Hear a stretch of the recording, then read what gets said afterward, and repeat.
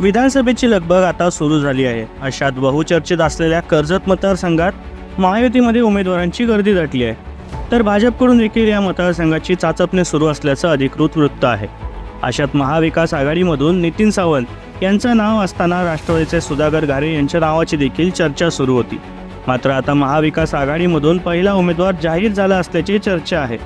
महाविकास आघाडीतील घटक पक्ष असलेल्या शिवसेना ठाकरे गटाचे पक्षप्रमुख उद्धव ठाकरे यांनी उपजिल्हा प्रमुख नितीन सावंत यांना नितीन कामाला लाग असा आदेश दिला आहे। तुमची उमेदवारी मी गणेशोत्सवानंतर जाहीर करतो असे देखील म्हटले असल्याचे नितीन सावंत यांनी सांगितले आहे। दरम्यान या बातमीमुळे कर्जत मतदारसंघात राजकीय समीकरणे बदलली आहेत। मतदारसंघात महाविकास आघाडीला वातावरण पोषक आहे, तेव्हा सावंत यांच्या उमेदवारीने शिवसैनिकांमध्ये आनंद पसरला आहे। कालच उत्तम शेठ त्या ठिकाणी आहेत, काका ठिकाणी आहेत। कालच मला सकाळी 11 वाजता फोन आला, स्वतः उद्धव साहेबांनी मला त्या ठिकाणी बोलवलं। मला नितीन बोलतात तू मातोश्रीला निघून ये। माझ्याबरोबर उरणचे मतदारसंघाचे मनोहर शेठ त्या ठिकाणी होते। दोघांना गेल्यानंतर पहिला शब्द केला, नितीन तयारी कुठपर्यंत चालली आहे?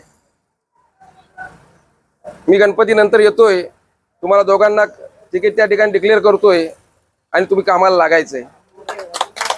म्हणजे कसा योग असतो ते बघा, की म्हणजे आपण जेव्हा एक स्वच्छ मनाने काम करत असतो तेव्हा वरचा आपल्या नेहमीच पाठीशी असतो।